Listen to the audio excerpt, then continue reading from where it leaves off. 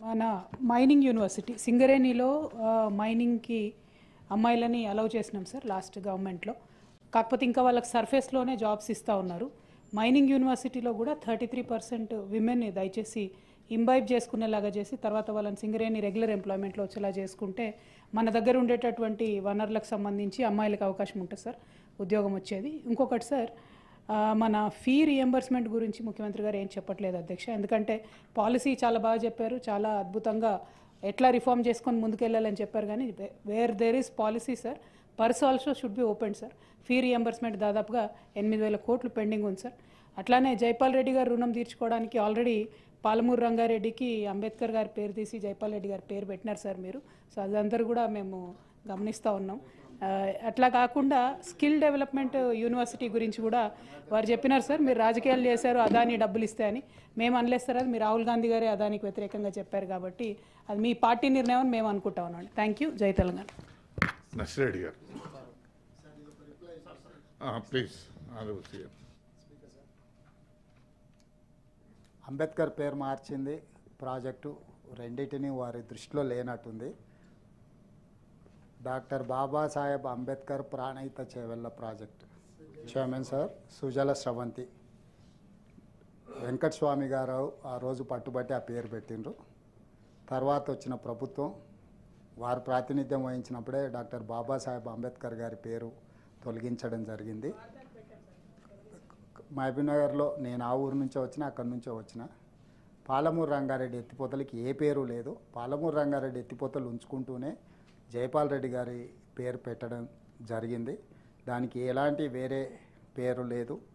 కాబట్టి దాంట్లో అంటే వారికి ఇంకేదైనా జైపాల్ రెడ్డి గారి మీద ప్రత్యేకమైన అభిమానం ఉంటే వారు పెట్టమంటే హైదరాబాద్ మెట్రోకి కూడా పెడతాం. ఎందుకంటే అర్బన్ డెవలప్మెంట్ మినిస్టర్గా వారే హైదరాబాద్కు మెట్రో తీసుకొచ్చిండ్రు. సో ఆ మెట్రోకి కూడా జైపాల్ రెడ్డి గారి పేరు పెట్టినా తప్పులేదు. దక్షిణాది రాష్ట్రాల నుంచి ఏకైక ఉత్తమ పార్లమెంటేరియన్. తెలంగాణ రాష్ట్రం సాధించినప్పుడు తలుపులు మూసి తెలంగాణ బిల్లును ఆమోదింపజేసిన నాయకుడు జైపాల్ రెడ్డి గారు. తమరు ప్రత్యక్ష సాక్షి. అన్ని రకాలుగా ఒప్పించి మెప్పించి ప్రతిపక్ష నాయకురాలు సుష్మా స్వరాజ్ గారిని కూడా కాన్ఫిడెన్స్లోకి తీసుకొని ఈరోజు కూడా చర్చ తెలంగాణ బిల్లు పాస్ అయినప్పుడు పార్లమెంటు తలుపులు మూసిండ్రని, చర్చ లేకుండా ఆమోదింపజేసిండ్రని, లైవ్ కట్ చేసి తెలంగాణ బిల్లు ఆమోదించిండ్రని, ఇన్ని చర్చలకు అన్నిటికీ సూత్రధారి పాత్రధారి జైపాల్ రెడ్డి గారు. వారు నాకు బంధువు అనే దానికంటే బంధువుగా వారితో నాకేం మీకు తెలుసు, రాజకీయంగా మీకు తెలుసు నాకు వారితో ఉన్న ఎంత గొప్ప అనుబంధం ఉందో. కాకపోతే వారితో నాకు భిన్నాభిప్రాయాలు ఉన్నాయని చెప్పి వారు చేసిన తెలంగాణకు లేకపోతే ఇక్కడ ప్రాంతానికి చేసిన సేవల్ని మనం ఇగ్నోర్ చేయలేము. ఉత్తమ పార్లమెంటేరియన్ మనందరికీ తెలంగాణ జాతికి పివి నరసింహారావు గారి తర్వాత ఆ స్థాయిలో గౌరవింపబడే వ్యక్తి తెలంగాణ ప్రాంతం నుంచి జైపాల్ రెడ్డి గారు. I'm happy for that. ఆయన పేరు పెట్టడం అనేది సహేతుకం పాలమూరు జిల్లాలో ఉన్న పాలమూరు రంగారెడ్డి ఎత్తిపోతులకి. అదేవిధంగా మైనింగ్లో ఉమెన్ రిజర్వేషన్ గురించి చెప్పి ఎస్ డెఫినెట్గా మనం ప్రతి దాంట్లో దాన్ని చేయాల్సిందే. అదే కాకుండా పార్లమెంటు చట్టసభలలో కూడా మహిళలకు 33% రిజర్వేషన్ ఇవ్వాలని సోనియా గాంధీ గారు చెప్పి రాజ్యసభలో బిల్లు పాస్ చేసిండ్రు. ఇప్పుడు అది కూడా అమలు కాబోతుంది. స్థానిక సంస్థలలో మహిళలకు రిజర్వేషన్లు ఉండాలని రాజీవ్ గాంధీ గారు చెప్పిండ్రు. ఈరోజు సర్పంచులు కానీ ఎంపీటీసీలు కానీ ఎంపీపీలు జిల్లా పరిషత్ చైర్పర్సన్స్ మహిళలు అవుతున్నారు అని అంటే అది రాజీవ్ గాంధీ గారి వల్ల. ఈ దేశానికి రాష్ట్రపతిని ప్రతిభా పాటిల్ని, ఈ దేశానికి ప్రధానమంత్రి ఇందిరాగాంధీ గారిని, ఈ దేశానికి లోక్సభ స్పీకర్గా మీరా కుమారి గారిని, వీళ్ళందరి మహిళల్ని కాంగ్రెస్ పార్టీకి సుదీర్ఘంగా 140 సంవత్సరాల చరిత్ర కలిగిన కాంగ్రెస్ పార్టీకి సుదీర్ఘకాలం శ్రీమతి సోనియా గాంధీ గారు అధ్యక్షురాలుగా పనిచేశారు. మహిళా నాయకత్వం పట్ల మాకున్న నమ్మకం, విశ్వాసం. ఈరోజు స్వయం సహాయక సంఘాలు ఏవైతే ఉన్నాయో 65 లక్షల మందిని, 1 కోటి మందిని కోటీశ్వరులుగా చేయాలని, 1 కోటి మంది మహిళలకు ఈరోజు ఆర్టీసీ బస్సుల్లో ఉచితంగా ప్రయాణం అందించి అన్ని రకాలుగా ఉమెన్ ఎంపవర్మెంట్లో కాంగ్రెస్ పార్టీ ఎప్పుడు ముందుంటుంది.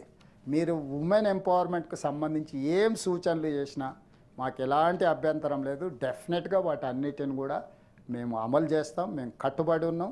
భవిష్యత్తులో ఇంకా బలంగా అమలు చేస్తామని తెలియజేస్తున్నాను. స్పీకర్ గారు బాగుంది. అడిగినావు రవీంద్రరావు గారు. సార్ సార్ సార్ ఒక్క నిమిషం సార్. పోతా 6,000 కోట్ల మొత్తం మీద 7 లక్షల కోట్లు, ఇందులో 6,000 కోట్ల అప్పు ఇచ్చిపోయినరు. మొన్న దాదాపుగా 1 లక్ష. ప్లీజ్ చెప్పండి. చైర్మన్ సార్, మొన్న 15 నెలల అప్పుల మీద అక్కడ సభలో నేను చెప్పిన 1,58,000 పైచిలుకు కోట్ల రూపాయలు ఈ 15 నెలల్లో రాష్ట్ర ప్రభుత్వం అప్పు చేస్తే 1,53,000 కోట్లు గత 10 సంవత్సరాలు నడిపించిన ప్రభుత్వం చేసిన అప్పులకు తప్పులకు అసలు మిత్తి 2 కలిపి చెల్లించినాం. సో ఈరోజు ఉన్న పరిస్థితి అంతా రాబోయే 4 ఏళ్లల్లో ప్రతి సంవత్సరం 1,50,000 కోట్ల యావరేజ్గా అప్పు చేస్తే కూడా ఇప్పుడు చేసిన 1,50,000 కోట్లు కాకుండా ప్రతి సంవత్సరం వాళ్ళు చేసిన అప్పులకు తప్పులకు 1,50,000 కోట్ల అప్పు చేస్తే ఇంకా 4 ఏళ్ళకి వేసుకుని 6 లక్షలు, ఇదొక 1,50,000, 7.5 లక్షల కోట్ల రూపాయలు వాళ్ళు చేసిన అప్పులకు తప్పులకు చెల్లించడానికి పోతుంది. అందుకే ఫీజు రియంబర్స్మెంట్ కొంత ఆలస్యమైంది. స్ట్రక్చర్డ్గా నెక్స్ట్ ఫైనాన్షియల్ ఇయర్లో 12 విడతలుగా విభదీసి గత అప్పులు ఏవైతే గతంలో మాకు ఏదైతే లయబిలిటీ కింద వచ్చినాయో వాటిని ఏప్రిల్ 1 తారీఖు 2025 నుంచి మార్చి 31, 2026 ఒక సంవత్సరంలో 12 ఇన్స్టాల్మెంట్ల కింద ఇప్పటి వరకు ఉన్న అప్పులన్నిటిని కూడా 12 ఇన్స్టాల్మెంట్లలో అన్ని విద్యా సంస్థలకు చెల్లిస్తాము.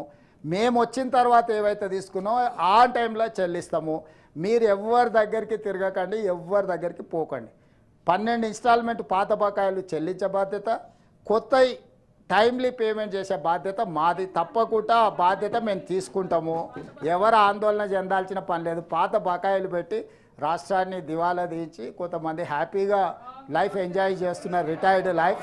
సో ఆ రిటైర్డ్ లైఫ్ ఎంజాయ్ చేసే వాళ్ళ లయబిలిటీస్ మేము తీసుకొని ముందుకెళ్తున్నాం. డెఫినెట్గా ఫీజు రియంబర్స్మెంట్ చేసే బాధ్యత మాది. ఎందుకంటే ఆ పథకాన్ని ప్రవేశపెట్టిందే మేము. చైర్మన్ సార్, ఫీజు రియంబర్స్మెంట్ ప్రవేశపెట్టిందే మేము, కనిపెట్టిందే మేము, ప్రవేశపెట్టిందే మేము, అమలు చేసిందే మేము. మధ్యలో కొంత అంతరాయం కలిగింది.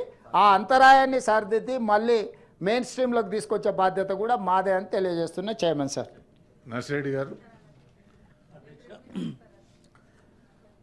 తమ ద్వారా గౌరవ ముఖ్యమంత్రి గారు పాఠశాల విద్యలో ఒక విద్యార్థికి 1,08,000 రూపాయలు ఖర్చు అవుతున్నాయనేది వాస్తవం. అదే 1,08,000 రూపాయలు. దీన్ని నివారించడానికి వెంటనే చర్యలు తీసుకోవాల్సిన అవసరం ఉంది. ఎందుకంటే వారే చెప్పారు చివరి దశలో ఉంది, తెగితే మనం లోయలో పడిపోతామని కూడా ఒక వాక్యం వాడారు. కాబట్టి దీనికి సంబంధించి మేము మాట్లాడిన సందర్భంలో చాలా విషయాలు, పాఠశాల విద్యలో ఏ మార్పులు చేస్తే బాగుంటుంది, ఏ రకంగా చేస్తే విద్యార్థుల సంఖ్య పెరుగుద్దనేది ఇప్పుడే కాదు చాలా సందర్భాల్లో చెప్పాం. నేనైతే పుస్తక రూపంలో కూడా ఇచ్చాను. కాబట్టి వెంటనే ఏ చర్యలు తీసుకుంటారనేది తగు నిర్ణయం చేసి అది చర్చకు పెట్టి ఆమోదించి నెక్స్ట్ వచ్చే విద్యా సంవత్సరం నుంచి ఆ ప్రయత్నం చేస్తేనేమో ఉపయోగపడుతుంది. లేకుంటే వచ్చే విద్యా సంవత్సరం కూడా ఇలాగే వదిలేస్తే మళ్ళీ మనం ఏదైనా చర్చ పెట్టుకున్నప్పుడు చర్చ వచ్చినప్పుడు ఏమైందంటే 1,08,000 పోయి 1,15,000 ఖర్చు అవుతుందని లెక్క చెప్పుకోవాల్సి వస్తుంది. ఎందుకంటే ప్రతి సంవత్సరం 1,00,000 మందో 1,20,000 మందో 1,20,000 మందో తగ్గుతున్నారు. కాబట్టి అందుకొరకు తగు చర్యలు తీసుకోవాలని చెప్పి ఈరోజు చర్చలో చాలా అంశాలు వచ్చినాయి, చాలా ఏకగ్రీవంగా వచ్చాయి.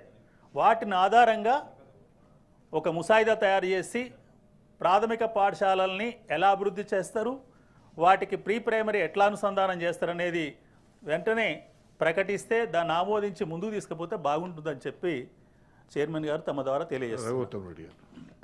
అధ్యక్ష, గౌరవ ముఖ్యమంత్రి గారు విద్యా పట్ల ఉన్నటువంటి కన్సర్న్ ఇవాళ సమావేశంకి రావడము, వారు స్పష్టంగా వ్యవస్థకు ఉన్నటువంటి విషయంలో మనకు సమాధానం ఇవ్వడం జరిగింది. వారికి ధన్యవాదాలు.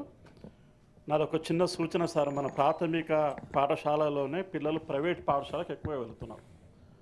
ప్రైవేట్ పాఠశాలకు ఎందుకు పంపిస్తున్నారు తల్లిదండ్రులు అంటే అదొక సోషల్ స్టాటస్గా భావిస్తున్నారు.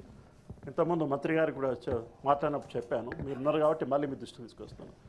మీకు ఉన్నటువంటి ఎడ్యుకేషన్ మీద కన్సర్న్ చూసి నాకు మీ పేరు మీదనే రేవంత్ రెడ్డి గారు స్కూల్ కిట్ అని చిన్న పిల్లలకు tie, badge, belt, shoe, blue pen, red pen, compass బాక్స్తో ఒక కిట్ ఇస్తే ఒక సోషల్ స్టాటస్, ఎందుకంటే పిల్లవాళ్ళందరూ మంచి స్టైల్గా బ్యాగ్ వేసుకొని మా రేవంత్ రెడ్డి గారి తాత బ్యాగ్ వేసుకొని పిల్లవాడు బడికి పోవాలని కోరుకుంటుండు. కాబట్టి ఆ స్కూల్ కిట్ గురించి ఆలోచించి జస్ట్ 150 కోట్ల రూపాయల ఖర్చు సార్, పెద్ద ఖర్చు సంబంధించింది కాదు. ఎన్రోల్మెంట్ పెరుగుతుంది.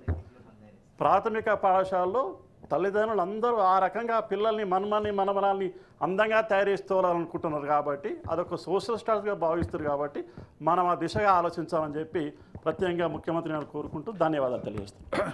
దయచేసి మీరు ఎవరైనా సరే రిప్రజెంటేషన్స్, మీ సలహాలు, సూచనలు ఉంటే పేపర్ మీద పంపగలరు.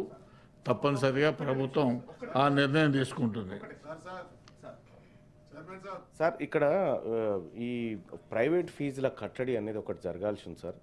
ఇప్పుడు ఇగో పాపం మన ఏవిఎన్ రెడ్డి గారి స్కూల్లో ఎల్కేజీకి ఇగో 41,970 రూపాయలు తీసుకుంటారు సార్. ఇక్కడే ఉన్నారు ఆయన పెద్దలు. అట్లాగే మన అన్న తక్కెలపల్లి రవీంద్రరావు అన్నకు కూడా 3-4 కాలేజీలు ఉన్నాయి సార్. అడ్డగోలుగా ఫీజులు వసూలు చేస్తారు సార్. జర ఈ ప్రైవేట్ ఫీజుల కట్టడికి తక్షణంగా పేర్లు తీసుకోవద్దు కాదు సార్, ఇగో పేర్లు తీసుకోవద్దు దయచేసి. ఎందుకంటే ఫీజు చాలా బకాయిలు పెండింగ్ లో ఉన్నాయి సార్. ఉదాహరణకు చెప్తా ఉన్నా,